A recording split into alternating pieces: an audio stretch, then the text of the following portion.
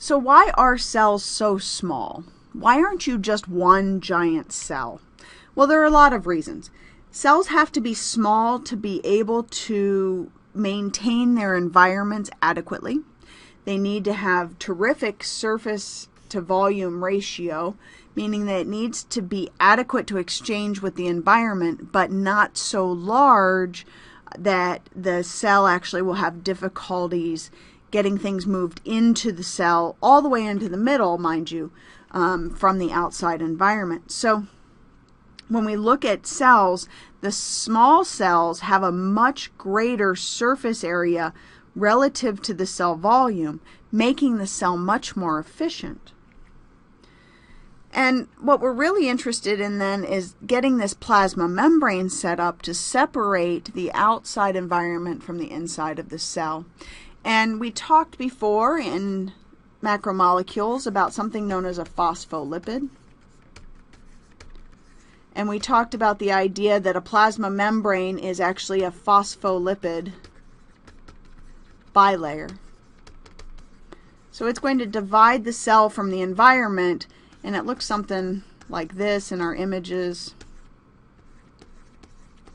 The hydrophobic tails attached to the hydrophilic heads of the phospholipids, and it set up this membrane structure that we said was going to be important later on when we start thinking about how we move things in and out. So if it's outside the cell and inside the cell, how do we actually transport things through this plasma membrane? And that will be very important for us to think about later, and we'll spend some more time later on with that. We also have to deal with things that are known as membrane proteins. So here's a better picture of the phospholipid membrane for you. And in this case, it has two large kind of purple structures associated with it. This one on the right kind of looking like an exclamation point, and the one on the left that looks like it has a hole in it. Well, both are kind of true. The one on the right is actually what we would consider a surface protein. It's going to be used to anchor different things inside the cell. So it essentially is an attachment point for things inside our cell. This one with the tunnel through it is going to be important for something that we'll talk about later known as facilitated diffusion. So it really is a tunnel through our cell to help move in things that are a little bit larger. And we'll figure out how we deal with all of that. When we set up these proteins, when we talked in macromolecules, we said proteins were going to fold based on the hydrophobic and hydrophilic R groups, or functional groups, associated with the amino acids. So we show you here that the hydrophobic regions would actually fold to the inside, and the hydrophilic regions would be around the outside. Why would that be? And in particular, we can get this entire center section of this protein that might be hydrophobic, and just these ends being hydrophilic. Why would that be? Where is the water, and where are the fats? Remember, in our phospholipids, these yellow tails are fatty acid tails. Are fatty acids hydrophilic or hydrophobic? They're hydrophobic, right?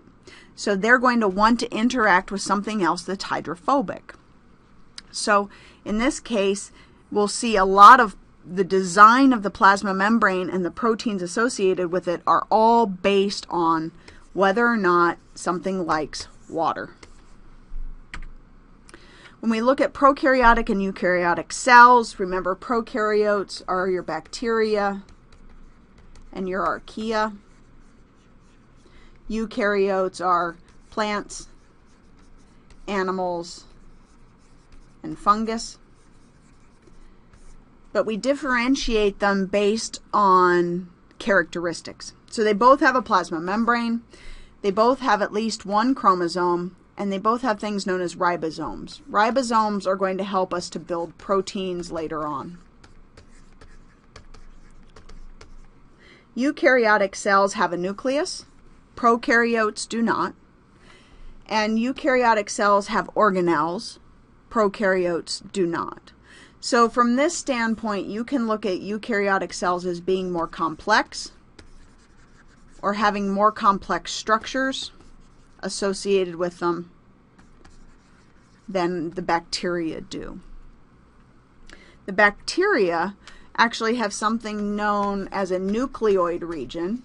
So instead of having a nucleus to house the DNA, wherever the DNA is located inside our bacteria, so if this is my bacteria, this is my DNA, this area would be known as the nucleoid region. But it's not surrounded in any kind of membrane, nothing like that. Around the outside of our bacteria, we have a cell wall. And have around the outside of that cell wall, we actually have something known as a capsule. So if you think about taking any kind of medication that is a capsule, it kind of has that sort of almost plasticky coating on the outside. This would be the same sort of thing. So when we look at our bacteria, we've got that nucleoid region. This is going to be the DNA. We do have a plasma membrane, a cell wall, and a capsule. So the outside of these cells are 3 layers. This will be different than our eukaryotic cells. Then we can look at things like the flagella, the cilia around the outside. All of these are going to be important for movement of the bacteria. Bacteria don't just sit in one place. Different are the eukaryotic cells. So these are our plants, animals, and fungus, like we said. And for these animals and plants and fungus, for these types of cells, there are going to be 4 major functions that are actually performed by the structures inside these cells. There's going to be something that gives genetic control. So if we talk genetics, we're always talking DNA. So we're going to need a nucleus. And we're also going to need those ribosomes that I mentioned to you that are important for proteins.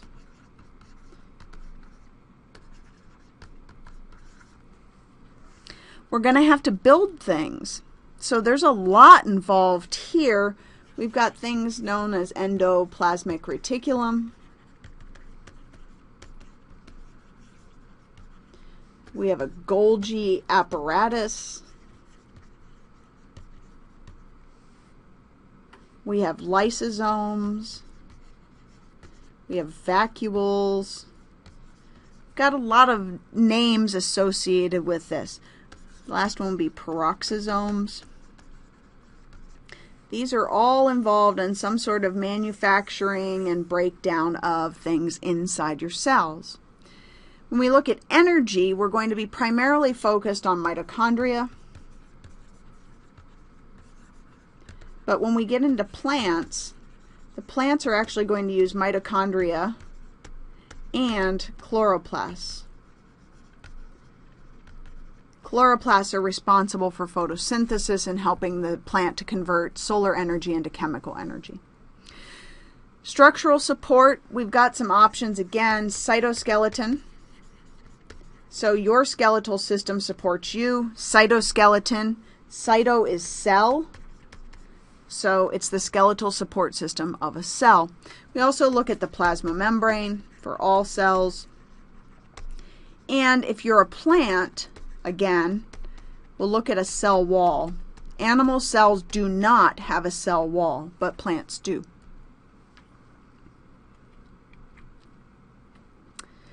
We also have something known as an endomembrane system. Endo is inside.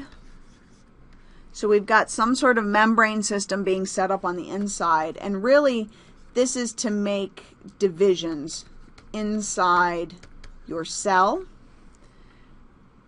or compartments, if you will, to help divide out what's going on inside that cell.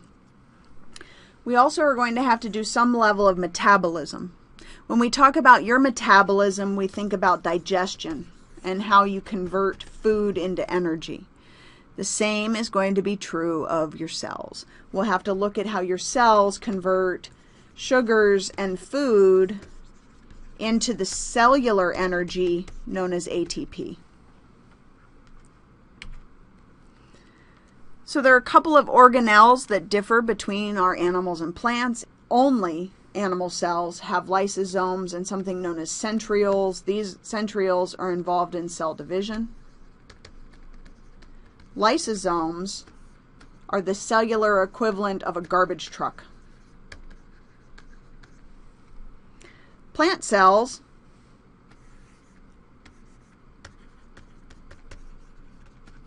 have a cell wall. They've got chloroplasts and something known as a central vacuole. This is going to be for water and nutrient storage. So we'll look at that.